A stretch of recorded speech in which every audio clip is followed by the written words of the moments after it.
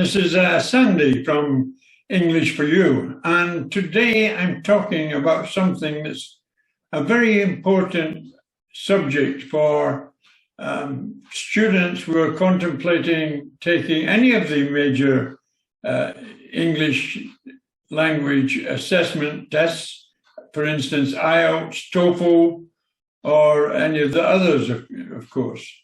And what I want to talk about is paraphrasing. Now, paraphrasing is an essential skill that is looked upon by all the various test authorities. So paraphrasing, what exactly is it? Paraphrasing is the process of changing a piece of written text into your own words without changing the meaning of the original passage. Why is it required? Well, if you quote text or ideas produced by someone else, then that text is required to be placed in quotation marks and the source acknowledged. If tests or ideas are used without the required quotation marks, and this may be considered as plagiarism, which is illegal. And if it's being used in academic settings for taking exams, etc., or for writing thesis, etc., and it's found out, then it will have some very serious consequences and can result in students being asked to leave the university. So it is a very important aspect not to get caught in plagiarism. And the way to get around that is if you want to quote something or an idea by somebody else, it's to paraphrase it. Or the other alternative, of course, is to use it as a quote and put it in quotation marks and giving the annotation to who the rights belong. As I say here, it's important in language testing because it's important for the following reasons. Emphasizing not to copy others' words and ideas, which is just what we've been talking about. That's not what you want to do. It also makes test takers show that they are capable of restructuring the text. And it encourages variations in writing styles, which is important if repeating text in the same document. So you don't want to keep, if you're writing an essay or something along that lines, you do not want to keep using the same text. So the same piece of text, the same text string. For that reason, it's important if you can paraphrase it into other forms to show that you're capable of doing it. Where is it used in language testing? Well, it can be used in several aspects, actually. The main one in most tests is in the writing aspects, in TOEFL and IELTS. And today I'll just concentrate on the TOEFL and the IELTS aspect because these are the most common ones that I get involved with anyway. But I instruct a lot of students in both TOEFL and IELTS, and paraphrasing is one of the areas that we spend a lot of time on making sure they get it right on the day.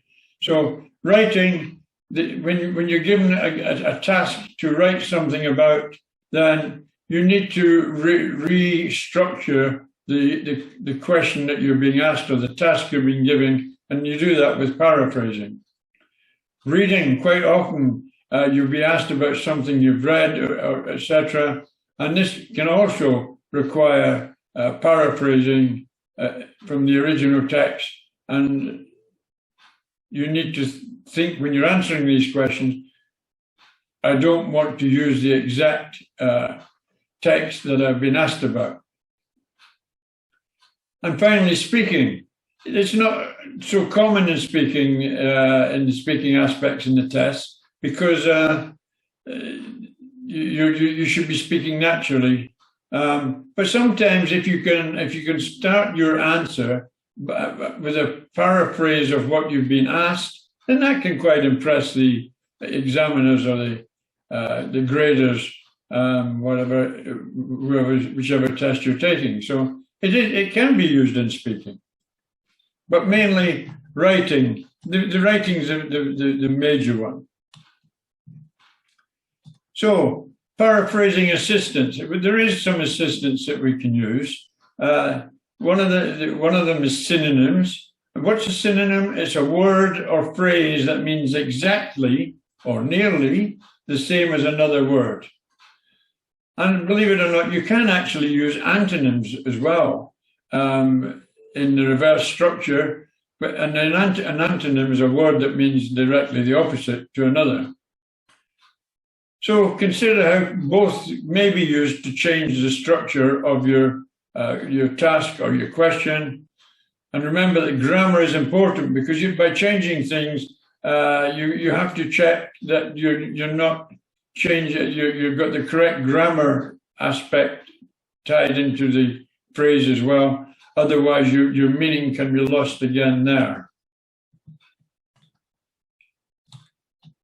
How to paraphrase. Now we're getting down to the nitty-gritty on how to paraphrase.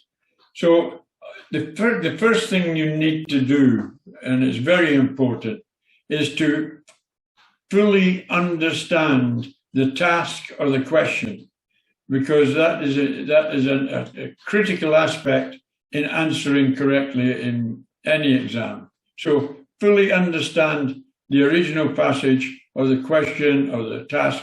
Make sure you fully understand it. Now then, identify, when you're looking at the sentences and you're thinking about paraphrasing them, try to identify, well, you must try to identify the independent clauses in the sentence. An independent clause contains a subject and a verb and can stand alone as a sentence, actually. A simple sentence has only one independent clause.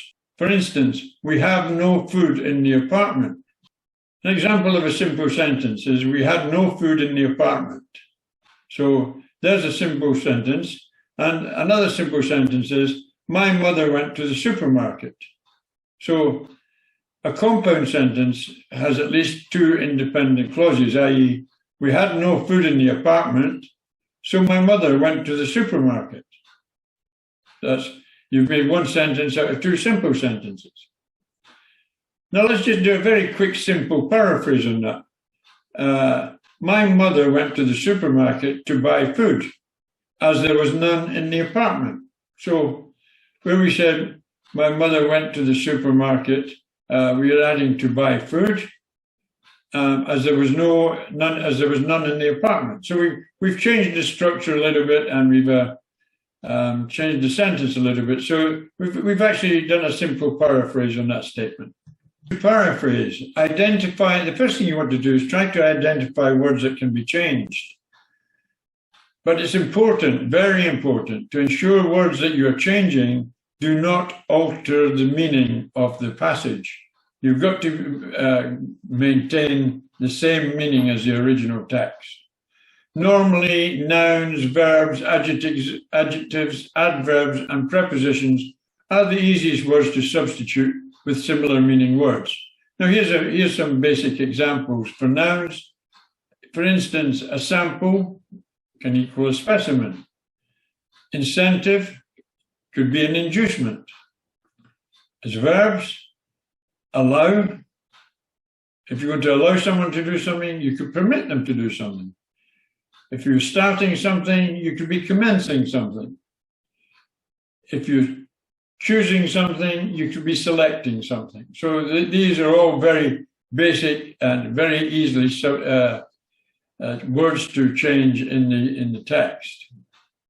Adjectives, another simple one normally to change. Large can equal big, obviously. Excellent, here we're using a phrase, extremely good. And amazing equals impressive. So that's how we can cater for adjectives. And there's many of them. Adverbs. Quickly. He was running quickly. He was running briskly. Carefully can equal cautiously. Slowly can equal leisurely. But see, these words, you once again, I have to emphasize, when you do change them, just read it and fully understand that you're not changing the meaning, the original meaning of the text that you're trying to paraphrase. Finally, prepositions. Above, that could equal over. Between could be within. Against, sorry, that should be against, equals adverse to. So there's some simple ways that you can change words. So there you have it. That's how easily words can be changed. And that's a very simple way to start paraphrasing a piece of text. Now then, restructuring sentences. Now this is another very useful aspect for paraphrasing. Effective paraphrasing can be achieved by restructuring the original text. It is important that a good sentence be correct and convey information clearly. Obviously, if you restructure the sentence, it's still got to convey the information clearly that the original sentence had, and it's got to be correct. Example, the introduction of a mandatory face mask policy led to a reduction in community transmission of COVID-19. So there's the example. So we want to try and paraphrase that a bit. So let's start from a different place, a reduction. A reduction in community transmission of COVID-19 was achieved by introducing a mandatory face mask policy. So you can see we've restructured that particular sentence quite a lot, actually, mainly by starting from the point, a reduction in community transmission of COVID-19, and how that was then achieved. So you can see it done. And an even better paraphrase would be, community transmission of COVID-19 was eased by introducing regulations for the mandatory wearing of face masks. Now, we've changed both sentence structure and several words within the context of the original text. So that would be a much better way to paraphrase, a more impressive way to paraphrase anyway. So let's give some examples now. I'd like to give an example from a typical TOEFL writing essay example, and it's an agree or a disagree question. People are never satisfied with what they have. They always want something more or something different. So how do we go about paraphrasing that? Well, we know that people are never satisfied with what they have. And the second part is they always want something more or something different. So let's keep most of it the same way, and we'll say, it has been stated that people are never content with their current situation. So that's exactly the same as people are never satisfied with what they have. So people are never content with their current situation. And then we're going to say there is a constant desire to change something or get something more. And the second part of that original statement was they always want something more or something different. So we've changed that around a little bit here. We've said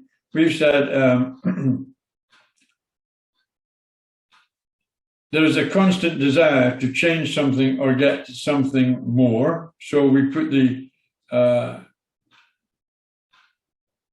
change something before getting something more. And just to carry that, because that would be the initial paragraph to start the essay. And so if I was writing an essay on this particular subject, I would be saying, it has been stated that people are never content with their current situation. There is a current desire to change something or get something more. I disagree with this outlook, as I believe many people are happy with what they have for several reasons. So there we have it. That would be my initial paragraph for the essay, saying that, giving the paraphrased question and then stating my opinion that I disagree with this outlook, and telling them why I believe, a brief why I believe in this, in that many people are happy with what they have and for several reasons. So now I will continue into the essay for the next 2 paragraphs.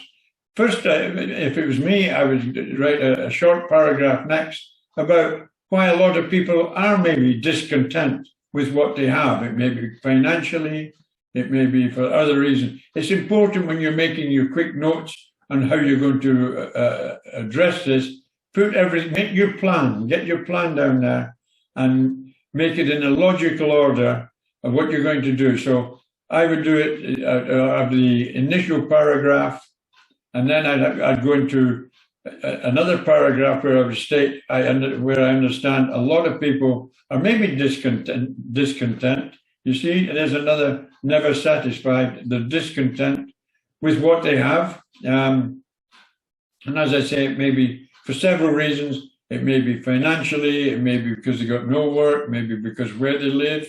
There are several things you could cover in that paragraph. But the next paragraph is even more important, and that should be the main body, actually, because you're saying why a lot of people are content with what they have. And I believe that would be quite easily answered, because people are content because they do have good jobs, they do have good housing, they have nice schools, they have food. So all these aspects, their families are happy, their children are happy, all sorts of aspects can be covered in the next paragraph. And then the final paragraph that I put in, I don't have 2 paragraphs here.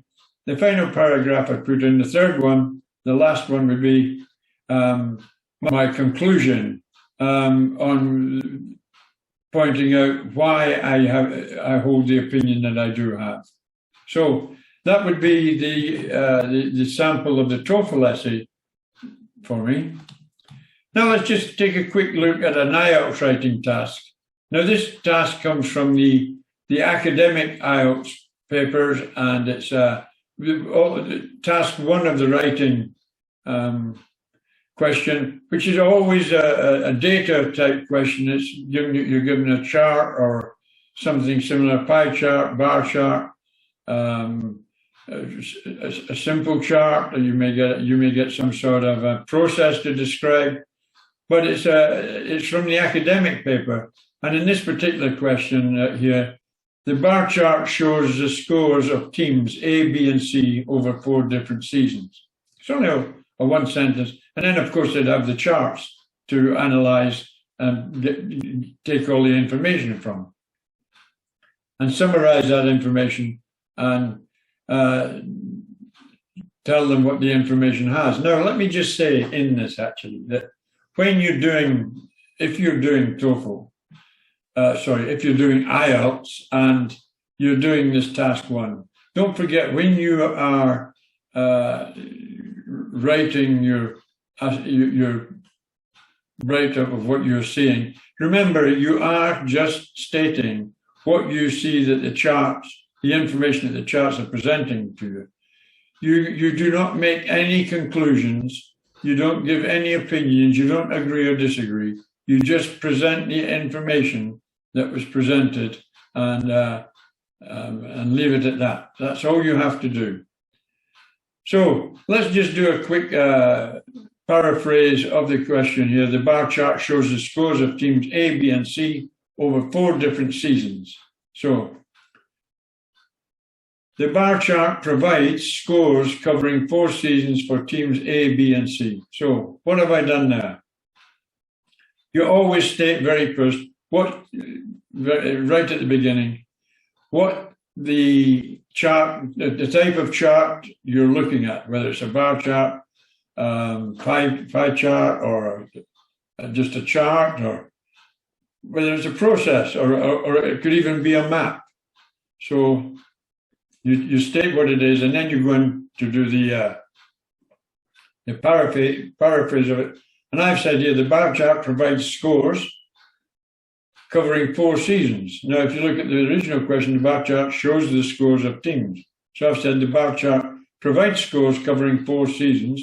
So I've taken the beginning and the end, and then I've said for teams A, B, and C. So I've taken the center out, and I've restructured the whole question. So I hope that's pretty evident now.